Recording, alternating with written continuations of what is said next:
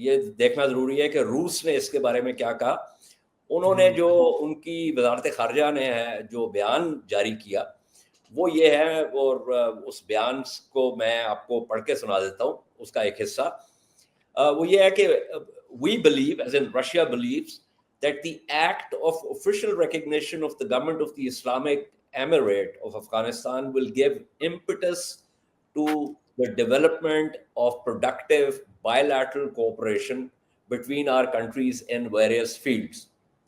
اب یہ جو مختلف جو جہاں پہ اشتراک ہو سکتا ہے وہ کون سے ایریاز ہیں, اس کے اندر توانائی بھی ہے, ٹرانسپورٹ بھی ہے, اس کے اندر جو ہے وہ زراعت بھی ہے, اس کے اندر جو انفراسٹرکچر بھی ہے.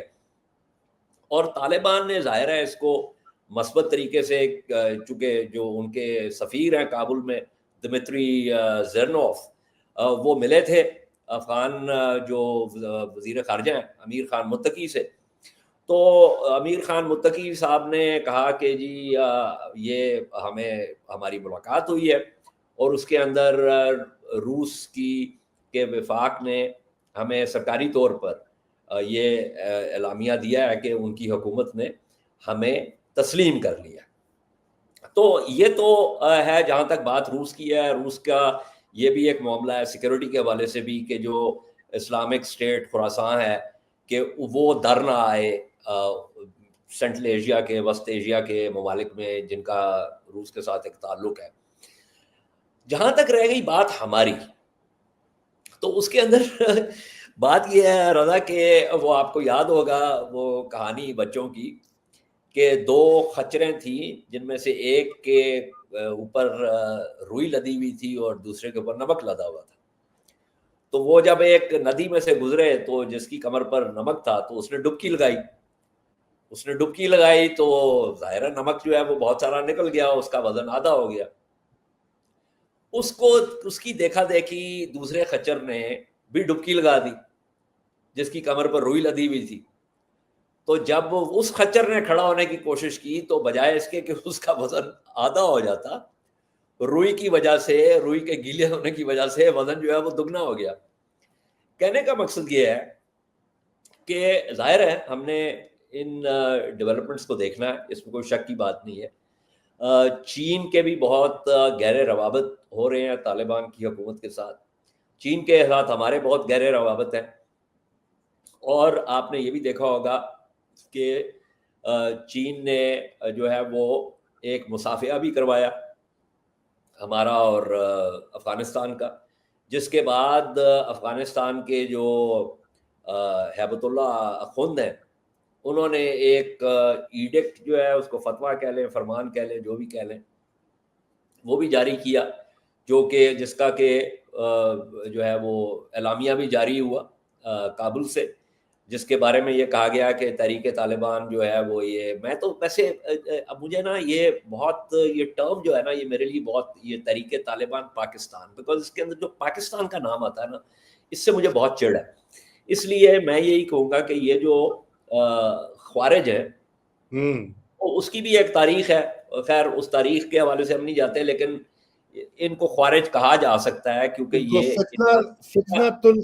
فتنۃ الخوارج, ہاں فتنۃ الخوارج کے یہ انہوں نے ایک فتنہ جو ہے وہ کیا. اور آپ کو پتہ ہے اسلامی تاریخ میں اس سے پہلے بھی فتنے بہت سارے ہوئے ہیں. تو فتنۃ الخوارج جو ہے حالانکہ اس کی ایک اسپیسیفسٹی ہے اسلامک ہسٹری میں, لیکن اس سے قطع نظر چونکہ ان کا خروج ہوا ہے, انہوں نے ریاست سے خروج کیا اور ریاست کے مفادات جو ہے اس کے اوپر یہ بہت عرصے سے ضرب لگا رہے ہیں, اس لیے میں یہی جو ہے وہ ٹرم استعمال کروں گا کہ ان کو اس بات کی اجازت نہیں ہے کہ یہ پاکستان پر حملے کریں.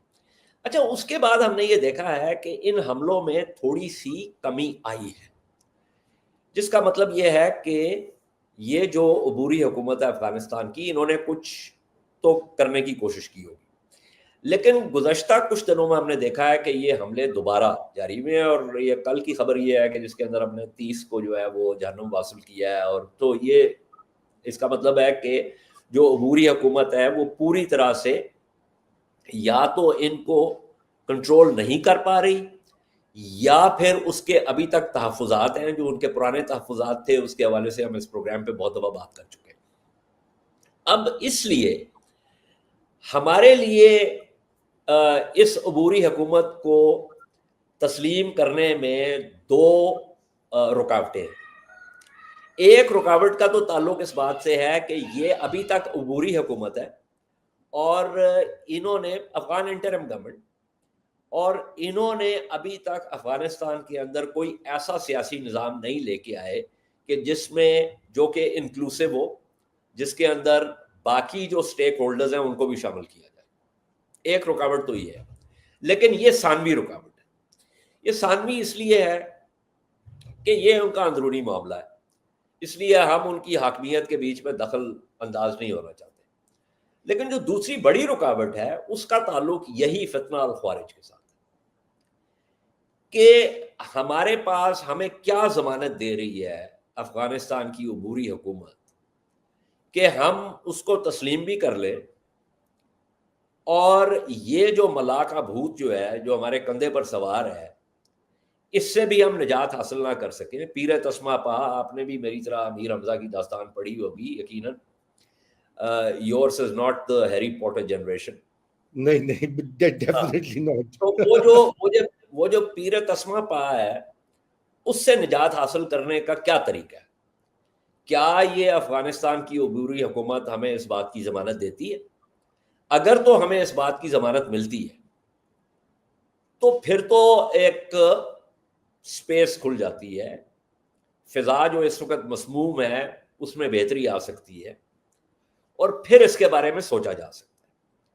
لیکن جب تک آپ کے پاس اس بات کی کوئی ضمانت نہیں ہے کہ آپ تو جا کے تسلیم کر لیں اس عبوری حکومت کو, جس کے اندر ایک ثانوی رکاوٹ کا میں نے پہلے ذکر کر دیا اور جس کے اندر جو اولین رکاوٹ ہے اس کا بھی میں نے ذکر کر دیا, تو دونوں کو اگر آپ جوڑ دیں آپس میں تو میں یہ سمجھتا ہوں کہ اس وقت, کل کو حالات تبدیل بھی ہو سکتے ہیں کیونکہ بین الریاسی تعلقات میں کوئی چیز پتھر پر لکیر کی طرح نہیں ہوتی.